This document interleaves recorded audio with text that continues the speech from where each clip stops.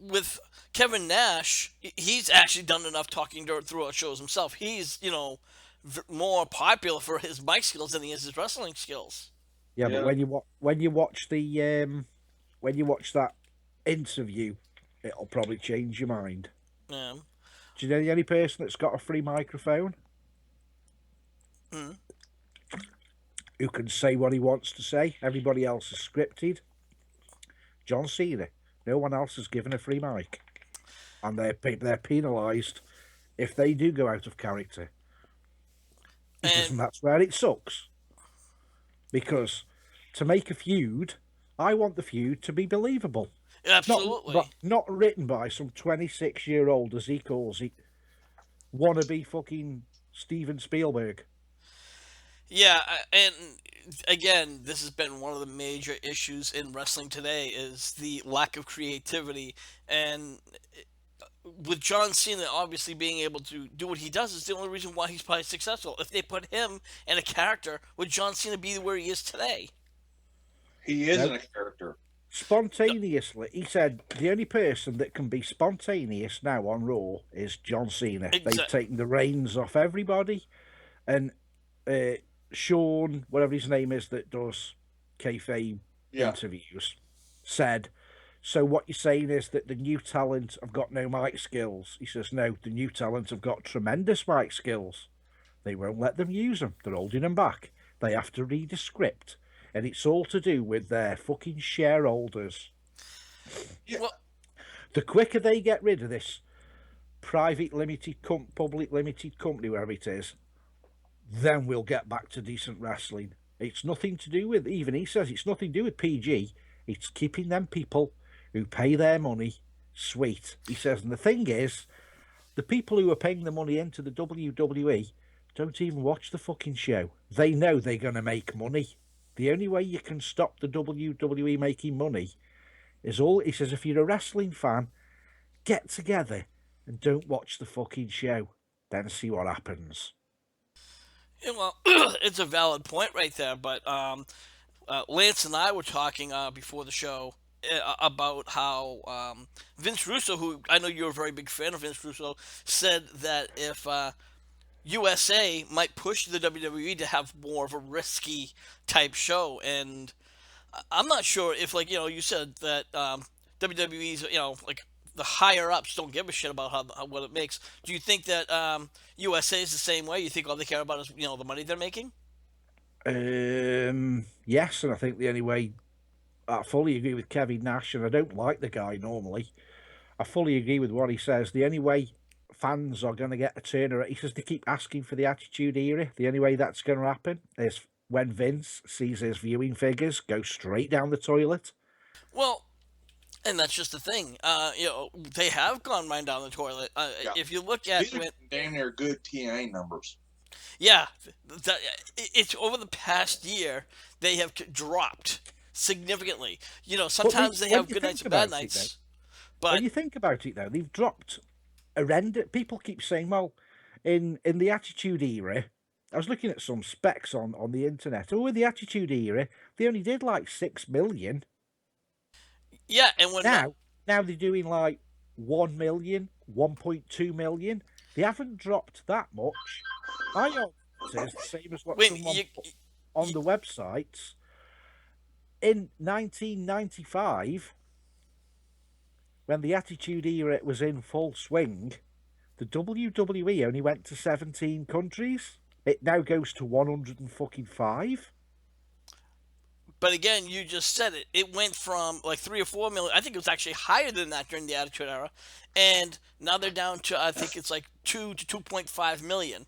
Yeah, it's been staying in there, but slowly going down. But here's the thing: when you think about it, it's shit because, like he says, in 1995 to 1999, before the year 2000, WWE was only broadcast on 17 television stations worldwide.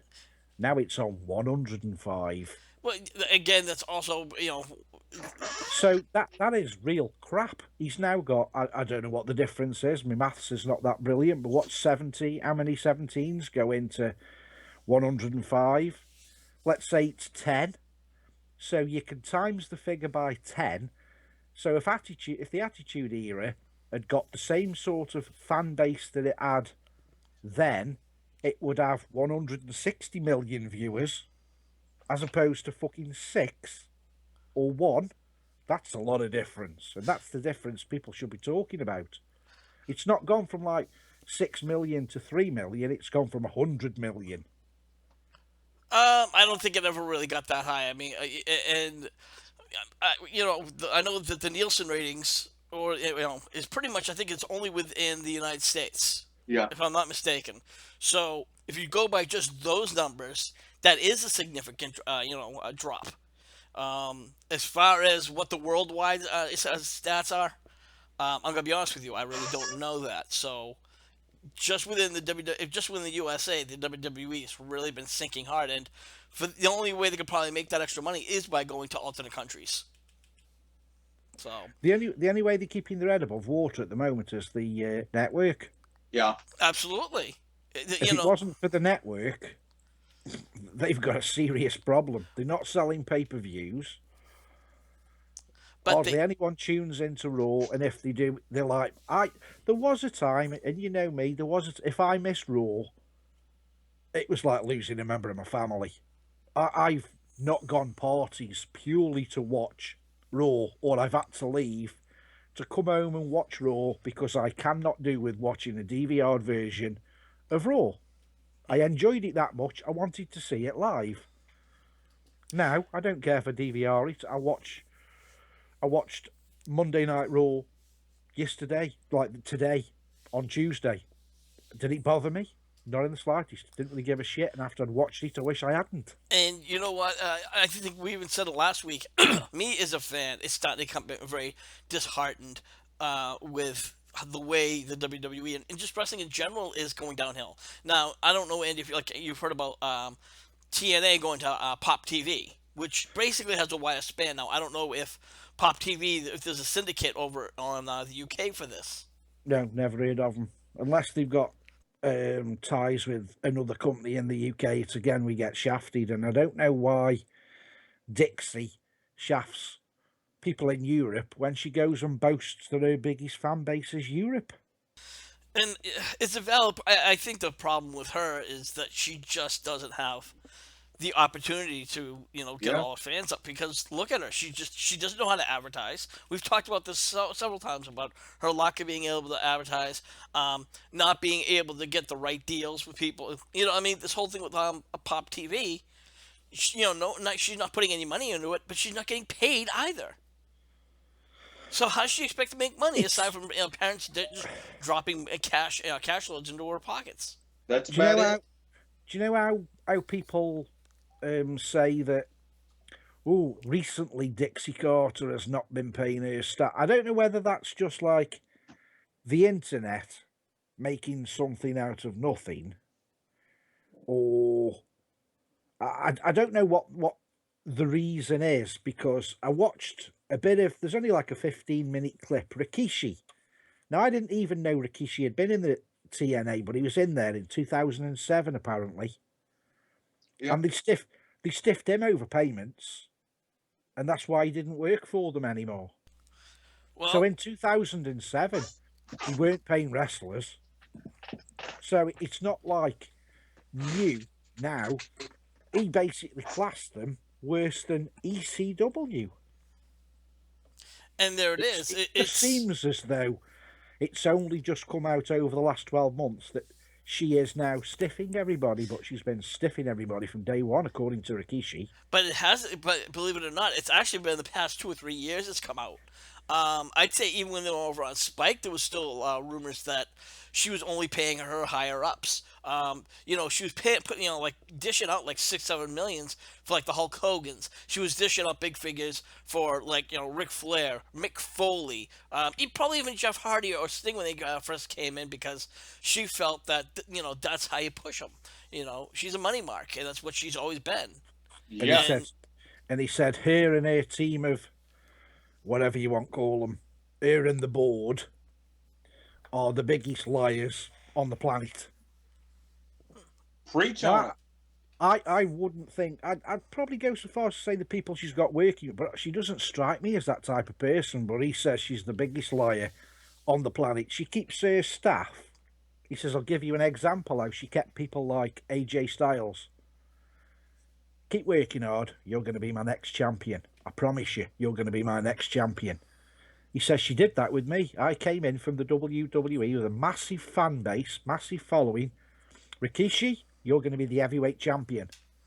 The following week he comes in. You're winning the belt this week. Gets all excited. He's in the changing room. Fuck me, I'm going to win the fucking belt this week. They didn't even have him go out. So he goes to the front desk, knocks on the door. Dixie answers the door. Thought I was winning the championship this week. No, next week. Sorry, a clerical error. So the following week he turns up again. No championship.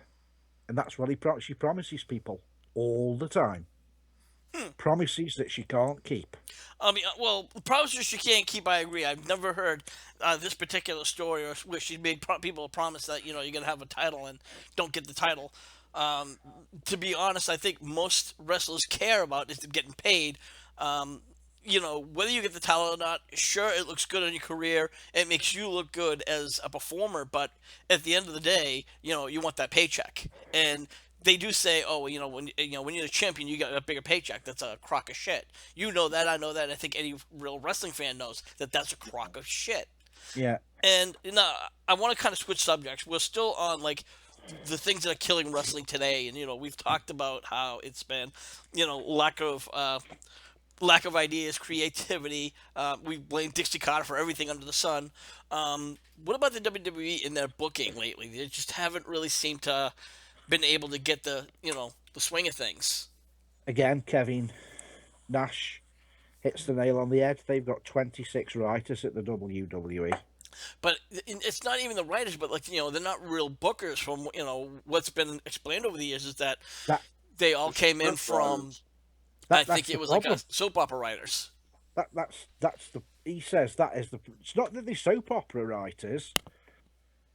You were employed. This is how it works, and this is why he says it doesn't work. He says, I'm not singing Vince Russo's praises. I'm not singing Paul Heyman's praises or Eric Bischoff's praises. But when they were in charge, it was them and a couple of writers. When it was Vince Russo, it was Ed Ferrara, Vince Russo, and somebody else. I can't remember. There was just 3 of them. They wrote Raw. Now, 26 people write Raw. They all go away. Vince will say, right, I want you write a match. Andy against Lance. Right, Rick, I want you to write Billy against Ashley. And they come in at the end of the week with their storylines. They write one storyline. He says that's like reading 5 books at random from the library, reading a page of one book, then reading a page of the other. Your brain gets confused. You don't know what story fits with what fucking page. Before you know where you are, you're confused. And that's the problem. None of the writers talk to each other. None of the writers know the talent. None of the writers know last week's storyline, because you're writing for John Cena this week. I'll be writing for him next week. The week after, Lance is writing for him. That is the issue. Yeah. And again, as you said, it's just the problem was when you have too many Indians, and usually they say not too many chiefs and not enough Indians, and it seems to be the opposite in this case. It just seems to be too many of the Indians, and too many people who's just doing that creative writing. And back in the day, Vince was the guy who was doing all the writing, and he had just his people. And now it's just not the case anymore. I think since Vince has kind of taken those steps back, he's done that. It's also why NXT itself is doing such a great job, because I think, again, it's on a smaller scale than the main roster. And when you have those fewer writers, obviously things get better. Another issue, and this is my personal thoughts, and I think a lot of other people have talked about how, what killed kayfabe was all the documentaries.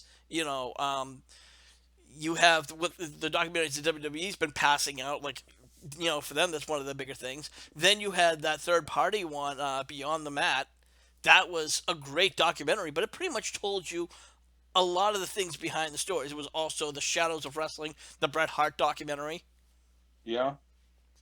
So let me ask. My question to you, Andy, is this: did documentaries play a part of it, or you think it's just unfortunately, an unconceived factor? I don't think knowing what goes on behind the scenes is a good thing. That's. Would you go and see a magician if you knew how all these tricks worked? I've heard that scenario a couple of times myself, and to a point, if it was interesting enough, it was done properly, and it was just outright entertaining, probably would I, pay big bucks for it? No. Um, but then we have like the TV shows. Every TV show you can pick one out that's not a reality show, which even those are kind of been scripted. Yeah. People still watch them.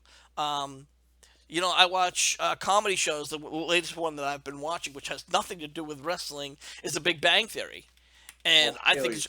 it's awesome. It's totally fake. All the guys have come out on talk shows and talked about their characters and how their characters nothing like who they really are on the TV show. So why is it okay for TV shows like that to be cool, but when a wrestling show comes out and says, "Oh, you know what? This is all fake," people all of a sudden get angry about it.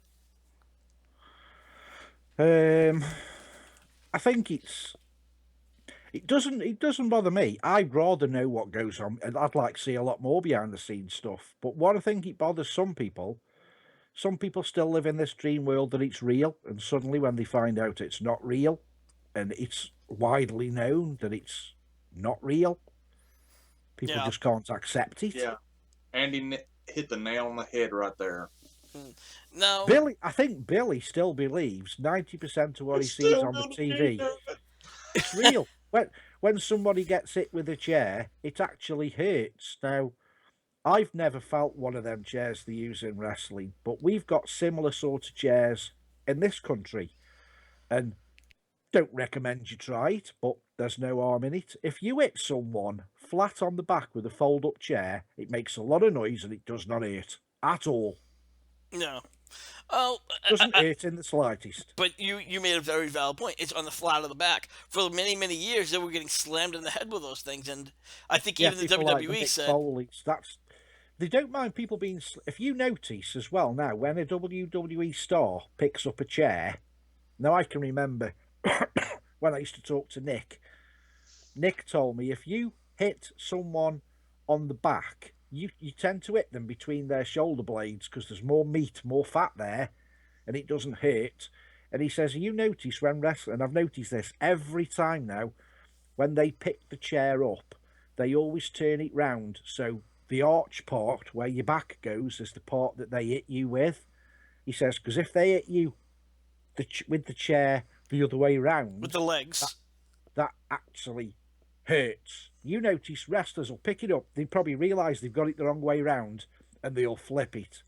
It's all bollocks. It really, unless you know the secrets, it's all bollocks. But if you get one of them chairs, I'll put $1 million on it. You get Jen to hit you as hard as she physically can, and it does not fucking hurt. My son took a full swing at me, and I hardly felt anything, but it sounded like an explosion. Yeah, and again, as we talked about, the secrets, how secrets are really killing wrestling, Andy, and yeah, some of it, you kind of look at it, it's like, okay, that was a little bullshit. But if you really ask me again, I think it all comes down to the characters. And again, you talked about this earlier about how um, John Cena is the only person who had can create his own character. Back in the Attitude Era, a lot of wrestlers were creating their own characters. People like The Rock, Shawn Michaels, Undertaker. Pretty much embraced that character, so he's an exception to the rule. There Yeah. are exceptions. You have to, if you can't embrace a certain gimmick, it's not going to fly with anybody. I mean, I'm going to use a modern day, exactly, which is the New Day stable. They have actually, as much as silly as they act, you believe they're truly embracing it, and that's what's kind of getting them over with the fans. When you have a character that's if it's pretty much a rehash, no matter how much they try to embrace it, it's not going to work because Yeah. obviously it's not them. Shawn Michaels once said it. He goes, I wasn't worrying about trying to be somebody else. I was just trying to be me. But he had that freedom. If Yeah. he didn't have that You freedom, just hit the nail on the head. you know, Mick Foley said in this generation, they are lacking one thing. It's not the ability to cuss. It's not the ability to bleed. They're lacking freedom. Yeah, exactly. And I think that WWE just needs to say, you know what, guys, we need to let these 3 or 4 people to stop being on their own. Do I think they should just open it up and just let all hell break loose? No. There are just some wrestlers I think could honestly, need that change. I mean, have somebody like Damian Sandow, great wrestler. He has those mic skills, but they want to put him in a gimmick that eventually just stops working because it's really not him. He's been the guy who's, literally done all the different gimmicks. He even played the Miz's, double stunt fit in, or whatever the fuck you call it. I don't even remember it. That's how bad it was. And then, of course, last but not least, they made him do the Mega Powers. So, what do you think is really stopping the WWE for allowing these wrestlers that grab some creative control? They don't want to take control. Well, I don't know why. I've heard it and I used to believe what I'm going to say now. I used to believe until I recently thought what I was about to say, and I think what I'm going to say now is a crock of shit. But I really believe this. Vince likes to create characters, and the characters he's created have always been superstars. I used to believe that statement until I think John Cena is himself, Hulk Hogan is himself, Ric Flair is himself. As Vince made him or them, Stone Cold Steve Austin is himself. Did he make them? They made them fucking selves by being themselves. Vince hasn't made shit. I agree with you to some point, but other points I have to disagree with you. You mentioned Ric Flair and how his character, is himself, and I think it's the other way around. I think Ric Flair just doesn't know how to drop, the gimmick. He's living that gimmick. He embraced the gimmick, which has definitely got him over, and not to mention, it's the only thing that people know him for is being the dirtiest player in the game. Um, as far as other wrestlers, it's kind of like it's a toss up.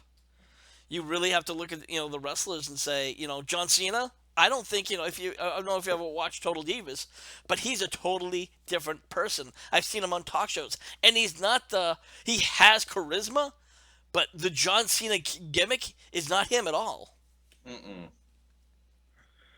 He must be one of the best actors out there because Like the Undertaker, like Mark. The Undertaker is in his role. The Undertaker's believable. Now, people like Dolph Ziggler are not believable characters, and that's why they're not getting. If you can't believe a character, why be the character? Somebody needs to see that and change. Well, If you can't become the character that you've been given or the character that you are portraying, you're never going to carry that character. If you are told to sing, I know Lance likes playing guitar. Now, if I said, Lance, I want you in my group, but I want you to play the saxophone. I do. It depends on how much the pay is. But and be perfectly honest, you think, well, I don't want to play the fucking saxophone. I want to play the guitar.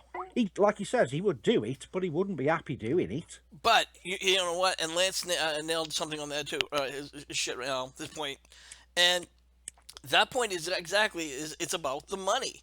WWE wrestlers have come complacent to a point, and even Joe and we've all talked about this on the show in the past about how wrestlers right now are keeping the head ducked down, saying, you know what, I'm getting a great paycheck. This is the best I'm gonna do, so I'm just gonna keep my mouth shut. And then the other wrestlers even down in NXT, who are not going that far, who feel that they have to be the champion to be the best. They think they're thinking about that before they think about the money, and they'll actually leave only to go into the indies where they probably won't even make a quarter of that. So you really have to ask which one is more you want to follow more. Do you follow those wrestlers that are all about wrestling, or do you look at the wrestlers and respect them because it's all about the money? There's got to be a happy medium there. You've just answered the question the same way I would have answered the question. When you think about it, modern wrestlers now, the young up and coming wrestlers have not gone through, and we keep saying the same thing, but it's true. They've not gone through the ranks, so they haven't learned anything about wrestling. Once they get to the WWE, every wrestler on the planet, if they don't want to work for the WWE, as far as I'm concerned, they don't really want to wrestle. It's a hobby, and that's all it'll ever be. Yeah, and If you haven't got a goal that you work for the WWE, there's something seriously wrong with you. Because if you do anything in life, you want to be the best at what you can do. And whether we like it or not, WWE is the highest rung on the ladder. Now, the problem is, old school guys, even if I'll use Rikishi as an example, because Rikishi said this, his dream was to go where his father and uncles and brothers and past generations got. Once he got to the WWE and he spent a few years there and he realised he didn't like it anymore, he went into the office, gave him the finger, and went and worked for, say, WCW. He didn't like it at WCW. He went back and knocked on Vince's door, grovelled for a job, and Vince gave him a job back. The problem with the new boys or new girls is they're shit scared. So if Vince says, I want you to stick a mop up your arse and ride a motorbike to the ring, they'll do it because they haven't got the balls to say, fuck you, I'm going to work for Ring of Honor.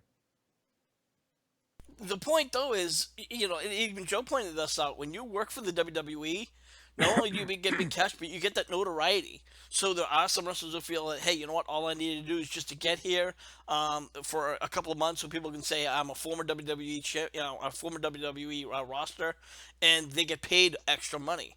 If wrestlers from TNA who go to the Indies don't probably get a quarter of what they would, unless if they're heavy marks for TNA.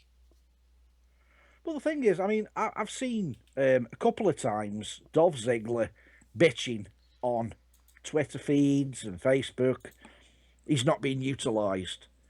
Every wrestler on the planet, now I find this hard to believe, but every wrestler cannot be wrong. If you work in Japan, you'll make more money than you'll ever make with the WWE. Now I find that hard to believe, but apparently it's true. What's stopping Dolph Ziggler going and working in Japan? Well, Apart, all he seems to want to do when he goes on Twitter and Facebook and stuff is bitch. Well, if you're not happy doing what you're doing, where you're doing it, go do it somewhere else, because the WWE ain't going to do nothing with you. If he can't see that now, there is something wrong with that guy, because that guy is basically, as much as we love the guy, is fucking jobber status. Yeah. and I won't deny that. And we talked about this, how it's all about the money, and for him it probably is, because even when he's not doing wrestling, he's doing stand-up comedy. So obviously you usually don't see a lot of wrestlers who have two totally different careers. Of course, Mick Foley did a lot of stand-up comedy, but that was towards the end of his career. Yeah. We saw The Rock go do, some movies, but it was a slowly transition. It wasn't something that happened overnight. John Cena, same thing. Now, John Cena, of course, he was already number one guy, so he's like, hey, let me go try other ventures. He's already done TV, and now he's doing, he's done movies, and now he's doing reality TV. So, and that was one of the rumors, that he was actually leaving for reality TV, but that's not that didn't ring true at all. Do you want to see the worst case of copying and pasting in your life? I'm looking on a page here called The Cult of Kayfabe. They normally have some good stories on there. Somebody has done a John Cena wallpaper and posted it on their page. Now, even somebody that doesn't do any Photoshop work would laugh at this. Let me post you, this is a genuine picture that someone has made a John Cena wallpaper. That's the worst copy and paste job. Wow, yeah. I actually saw that earlier today. Good God. Well, How shit is that? I have no idea, guys. We've been in the moment. I'm your hardcore host, Rick Head, and always I'd like to thank the hardcore crew for coming on first. He's the son of a bitch, Andy. Andy, you're over at Still Haunted. What do you got coming up? I've got my. I think it possibly is the last official investigation this coming Saturday for 2015, because we don't normally do much after the first week or two in December. So I think it's going to be the last official investigation.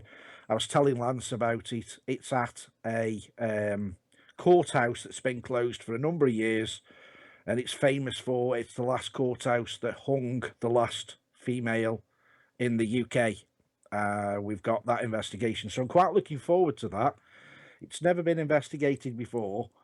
We don't even know if it's haunted. We just know that the past history is it's one of the nastiest courthouses, stroke prisons in the local area, and it's where the last woman in the UK lost her life through hanging. So keep them peeled, and don't forget to check www.stokehaunted for the video when it comes up later on in December. All right, guys, get on over there and hit the subscribe button and support Still Haunted. Last, certainly not least, he's the incomparable Lance Moss. Lance, you're over at youtube.com/Lance Moss TV. What do you got going on? I got album reviews, NASCAR discussion videos, redneck farming cooking videos, musical equipment reviews. At the end, about a month or so, month and a half, I will be starting a guitar build series. And don't forget, I go live every Wednesday night at 7 Central, 8 Eastern, I think 5 Pacific, with Lance Moss TV and friends. So, and I have no idea who's going to show up every time. And, well, shoot, the Hardcore Crew has showed up quite a few times. So, subscribe if you hadn't. And hit me up on Twitter. It's at Lance Moss TV. And always, guys, support Hardcore Wrestling Radio. We have the subscribe button in the upper right-hand corner. We got, of course, podcasts. We have tribute videos, shoot videos, and much, much more, including every Monday we do our Raw reaction. So get on over there, over on youtube.com/HWR show. And if you want to join in the conversation, head on over to the Facebook group area under the name HWR Chat Room. So, for the Hardcore Crew, I am your hardcore host, Rick Head, saying we'll see you when we see you.